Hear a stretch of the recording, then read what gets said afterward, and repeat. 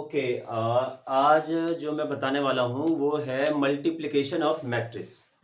मतलब दो मैट्रिक्स का मल्टीप्लिकेशन। ऐड करना सब्ट्रैक्ट करना आसान है, क्योंकि मैट्रिक्स के ऐड सब्ट्रैक्ट में क्या होता है, करस्पॉन्डिंग एलिमेंट को हम करस्पॉन्डिंग एलिमेंट से प्लस और माइनस कर लेते हैं। लेकिन मल्टीप्लाई में क्या है, जो बच्चे ट्वेल्थ क्लास के ये चैप्टर नंबर 3 है, तो उसी की बात कर रहा हूँ मैं, मल्टीप्लिकेशन ऑफ मैट्रिक्स। तो सबसे पहली बात, कौन से मैट्रिक्स को मल्टीप्लाई कर सकते हैं। तो मैट्रिक्स जब भी मल्टीप्लाई होगा तो वहां पे ऑर्डर जरूर चेक करना होगा। ऑर्डर क्या मतलब कि ऑर्डर का मतलब कि अगर कोई m इंटू एन ऑर्डर का मैट्रिक्स है और m इंटू एन ऑर्डर के मैट्रिक्स का जब भी मल्टीप्लिकेशन होगा तो वो n इंटू किसी न किसी ऑर्डर का होना चाहिए। क्यों? क्योंकि पहले वाले का नंबर ऑफ कॉलम और दूसरे वाले का नंबर ऑफ रो, ये दोनों सेम होना चाहिए। मतलब 2/3 का मैट्रिक्स है तो ये 3 बाई समथिंग के ही मैट्रिक्स पे होगा, सपोज करो 3/4। ये दोनों सेम होना चाहिए, तभी मैट्रिक्स मल्टीप्लाई होगा। और मल्टीप्लाई होने के बाद में क्या होगा, जो आंसर आएगा वो हमारा इस ऑर्डर का मैट्रिक्स आ जाएगा। यहाँ पे 2/4 ऑर्डर का आ जाएगा, यहाँ पे हमारा m/p ऑर्डर का मैट्रिक्स आंसर आ जाएगा। तो जब भी मैट्रिक्स का मल्टीप्लाई करेंगे तो यहाँ पे इन चीजों को ध्यान रखना है कि मैट्रिक्स का पहले वाले का नंबर ऑफ कॉलम और दूसरे का नंबर ऑफ रो, ये दोनों सेम होना चाहिए, मैट्रिक्स तभी मल्टीप्लाई होगा। अब करते कैसे हैं, और इसको बात को देखते हैं हम। एक एग्जांपल ले लेते हैं, बुक का ही क्वेश्चन है जहां से मैट्रिक्स का मल्टीप्लिकेशन स्टार्ट हो रहा है। तो 3.2 एक्सरसाइज है, और जिसका क्वेश्चन नंबर फर्स्ट का फोर्थ पार्ट है कि ए मैट्रिक्स है हमारे पास में 2 4 3 2, और बी मैट्रिक्स है हमारे पास में 1 3 और -2 5। ये मैट्रिक्स है -2 5, करेक्ट। अब इसको करना है मल्टीप्लाई। तो अब यहाँ पे जो मैट्रिक्स है ये हमारा 2/2 ऑर्डर का मैट्रिक्स है, और ये भी 2/2 ऑर्डर का मैट्रिक्स है। तो दोनों का नंबर ऑफ रो और कॉलम, मतलब पहले वाले का कॉलम और दूसरे वाले का रो, ये दोनों सेम है। अब ये दोनों जब सेम है तो 2/2 ऑर्डर का मैट्रिक्स हो गया। तो आंसर क्या होगा, आंसर जो होगा वो भी हमारा 2/2 ऑर्डर का ही मैट्रिक्स होगा। 2/2 ऑर्डर का मैट्रिक्स आएगा आंसर में, क्योंकि ये जो मैं डॉटेड वाले लाइन से बना रहा हूं ये हमारा आंसर आएगा। 2/2 ऑर्डर का मैट्रिक्स आंसर आएगा। तो अब 2/2 ऑर्डर के मैट्रिक्स में क्या होता है, A11 A12 A21 और A22, यानी कि ये 4 एलिमेंट आने चाहिए। और ये 4 एलिमेंट अब कैसे मल्टीप्लाई होता है इसको देखते हैं। तो ए बी मैट्रिक्स अगर लेंगे तो ए बी मैट्रिक्स में क्या होगा, पहला वाला जो होगा वो क्या होता है A11, यानी कि पहला रो पहला column, first row first column. First row इसका और फर्स्ट कॉलम इसका, करस्पॉन्डिंग एलिमेंट मल्टीप्लाई करके प्लस करेंगे। कैसे कि 2 इंटू 1 प्लस 4 इंटू -2, ये हो गया first row first column. 2 into 1 और 4 इंटू -2, यहां पे क्या हो जाएगा, तो क्या लिखा है हमारे पास में A12, यानी कि first row second column. First row second column यानी कि 2 इंटू 3 प्लस 4 इंटू 5, ये आ गया फर्स्ट रो और सेकेंड कॉलम। तो ये हमारा मैट्रिक्स ऐसे तैयार हो जाएगा। दूसरा आ जाएगा A21, यानी कि सेकेंड रो और फर्स्ट कॉलम। तो सेकेंड रो में 3 2 है और फर्स्ट कॉलम में 1 और -2 है। तो 3 इंटू मतलब सेकेंड रो फर्स्ट कॉलम, तो 3 इंटू 1 और प्लस 2 इंटू -2। फिर अब आप बता सकते हो, मुझे मेरे साथ साथ बोलोगे कि ये यहाँ पे क्या आएगा, तो A22 है। A22 का मतलब हो गया सेकेंड रो सेकेंड कॉलम। तो सेकेंड रो 3 2 है, सेकेंड कॉलम 3 5 है। तो 3 इंटू 3 प्लस 2 इंटू 5, ये हमारा मैट्रिक्स का। अब इसको सिंपल हम कैलकुलेट कर लेंगे। तो ए बी इक्वल टू हो जाएगा ये हमारा 2 1 जा 2 और 4 इंटू -2, तो कितना हो जाएगा 4 इंटू -2 -8, ठीक। ये हो जाएगा 3 2 जा 6 प्लस 20 और 3 1 जा 3 और माइनस में आ गया 4 और ये हो जाएगा 3 3 जा 9 और प्लस में आ जाएगा 2 5 जा 10। और इसको आप कर लें अब मल्टीप्लाई, मतलब माइनस कर लें। 2 -8 हो गया हमारा -6, 20 + 6 हो गया 26 और 3 - 4 हो गया -1 और 10 + 9 हो गया 19। तो ये हमारा मैट्रिक्स का मल्टीप्लिकेशन हो गया।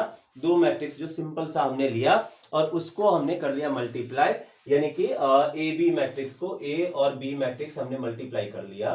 तो मैट्रिक्स के मल्टीप्लिकेशन में ये ध्यान देने वाली बात होगी कि जिसका नंबर ऑफ रो, मतलब पहले वाले का नंबर ऑफ कॉलम दूसरे वाले का नंबर ऑफ रो, ये हमेशा हमारा सेम होना चाहिए। मैट्रिक्स का मल्टीप्लाई तभी होगा, तभी निकल के आएगा। दूसरी चीज ये है मैट्रिक्स में कि अगर ए को बी से मल्टीप्लाई किया और बी को अगर ए से मल्टीप्लाई किया, मतलब बी वाले को पहले लिया ए वाले को बाद लिया, तो मल्टीप्लिकेशन यहाँ पे कम्यूटेटिव नहीं है मतलब ये इसके इक्वल नहीं होता। अलजेब्रा में होता है बट मैट्रिक्स एक फंक्शन है, तो जिस वजह से A B is not equal to B A. ये तो एक एग्जाम्पल हो गया। अब इसी में हम जैसे इसी को b से a आप खुद ट्राई कर सकते हो। एक और मैट्रिक्स मैं उठाता हूं जिसका मल्टीप्लाई करेंगे, तो अब कुछ और डिफरेंट ऑर्डर का लेता हूं मैं मैट्रिक्स, उसको मल्टीप्लाई करके देखते हैं कि ऐसे में केस में क्या होगा। ये मैट्रिक्स जब भी ये स्टार्ट करते हैं तो स्टार्टिंग में हमें मल्टीप्लिकेशन सीखने में दिक्कत होती है। जैसे एक मैट्रिक्स ले लिया 1 2 3, ये भी बुक का ही क्वेश्चन है, और दूसरा मैट्रिक्स ले लिया मैंने 2 3 4। अब ये पहले देखो मल्टीप्लाई होगा या नहीं होगा, तो इसका ऑर्डर क्या है, इसका ऑर्डर है 3/1, और इसका ऑर्डर क्या है, तो इसका ऑर्डर है 1/3। तो मल्टीप्लाई होगा ना, क्योंकि हमने ऑर्डर सेम है 3/1 और 1/3, तो मल्टीप्लाई होगा। 1 और 1 सेम है, पहले का कॉलम दूसरे का रो, तो ये सेम है। तो अब जो आंसर आएगा वो कितने ऑर्डर का आएगा, 3/3 ऑर्डर का। करेक्ट, सबने बोला 3/3 ऑर्डर का, तो ये करेक्ट, ये 3/3 ऑर्डर का मैट्रिक्स आंसर आ जाएगा इसमें जब मल्टीप्लाई हम करते हैं। तो अब इसको मल्टीप्लाई करते हैं तो 3/3 ऑर्डर का, तो 3/3 ऑर्डर में क्या आएगा, पहला A11 first row first column, तो फर्स्ट रो में 1 है, फर्स्ट कॉलम में 2 है, तो 1 into 2 first row first column. First row second column A12, तो 1 into 3। First row third column, तो 1 into 4, ये आ गया, ऐसे बन जाएगा मैट्रिक्स। यहां क्या आ जाएगा, second row first column, second row first column यानी कि 2 into 2, फिर 2 into 3 second row second column, second row third column, second row में क्या है 2, थर्ड कॉलम में क्या है 4, तो 2 into 4। अब यहाँ पे क्या आएगा, आप बोलो 3 into 1, मतलब 3 1 है, third row first column, third row first column यानी कि 3, तो 3 into 2 plus 3 into 3 plus 3 into 4, ये आ गया हमारा। और इसको सिंपल से हम लिख लेंगे मल्टीप्लाई करके, क्या आएगा 1 into 2 2, 3 4, 2 2 जा 4, 2 3 जा 6, 2 4 जा 8, और 3 2 जा 6, 3 3 जा 9, और 4 3 जा 12। तो ये आ गया हमारा मैट्रिक्स का मल्टीप्लिकेशन सिंपल वे में, मतलब 3/1 ऑर्डर का, 1/3 ऑर्डर का, तो इसको मल्टीप्लाई किया तो ये आ गया हमारा 3/3 ऑर्डर का मैट्रिक्स, जिसका मल्टीप्लाई हमने कर लिया। और ये ऐसे ही मैट्रिक्स मल्टीप्लिकेशन जब हम इक्वेशन ऑफ मैट्रिक्स को सॉल्व करेंगे तो वहां हमें इसकी जरूरत पड़ती है, इक्वेशन ऑफ मैट्रिक्स को सॉल्व करने में इसकी जरूरत पड़ती है। तो ये हमारा मैट्रिक्स का मल्टीप्लिकेशन आ जाएगा, ठीक है। और ये 2 3 4 4 6 8 6 9 12 करेक्ट है। ऐसे ही अब देखो, जैसे कि मल्टीप्लाई से ही रिलेटेड मतलब एक क्वेश्चन है यहाँ पे, एमसीक्यू में भी क्वेश्चन है, मल्टीप्लिकेशन से ही रिलेटेड है, ऑर्डर से रिलेटेड है।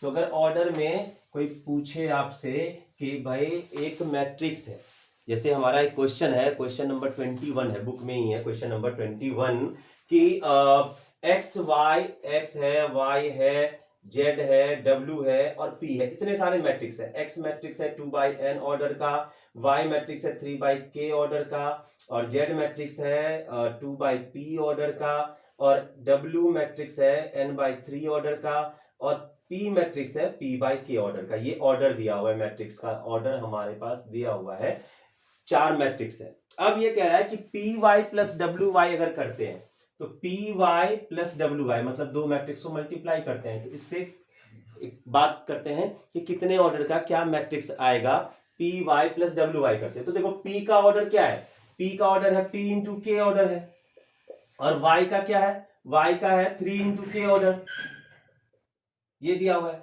और wy क्या है, तो w है हमारा n इंटू 3 ऑर्डर का मैट्रिक्स, और y फिर से क्या है हमारा, y है हमारा 3 इंटू k ऑर्डर का मैट्रिक्स।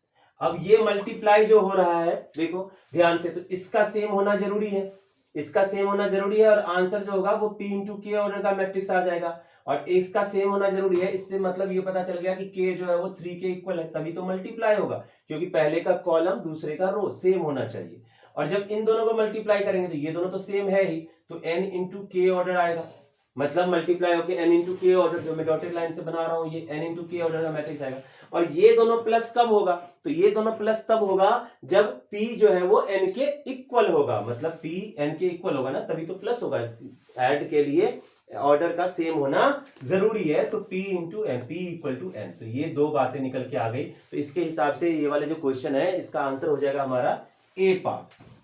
और इसी में दूसरा है कि अगर n equal to p, if n equal to p, तो 7x minus 5z, 7x minus 5z, ये कितने ऑर्डर का क्या निकल के आएगा इससे? तो देखो 7 से अगर मल्टीप्लाई करते हैं किसी भी मैट्रिक्स को, तो मैट्रिक्स के सारे एलिमेंट मल्टीप्लाई हो जाएंगे, सारे एलिमेंट मल्टीप्लाई हो जाएंगे, मतलब उससे ऑर्डर कोई चेंज नहीं होगा। 7 एक कांस्टेंट नंबर से किया तो ऑर्डर चेंज नहीं होगा, तो ये 2/n ऑर्डर का ही आएगा। माइनस 5z, तो 5 से भी करेंगे तो इसके ऑर्डर में कोई चेंज नहीं होगा, तो 2/p ऑर्डर का ही मैट्रिक्स आएगा। और ये जब आएगा अब हमारे पास माइनस करके, तो माइनस करके क्या होगा कि ये दोनों सेम होना चाहिए, तो या तो 2 इंटू एन ऑर्डर का आएगा या 2 इंटू पी ऑर्डर का आएगा। तो 2 इंटू पी ऑर्डर का या 2 इंटू एन ऑर्डर का, तो जो ऑप्शन है उसमें 2 इंटू पी नहीं दिया हुआ, 2 इंटू एन दिया हुआ है, तो इसलिए इसका आंसर बी होगा। तो अब हम ऐसे मैट्रिक्स का मल्टीप्लिकेशन आसानी से कर सकते हैं।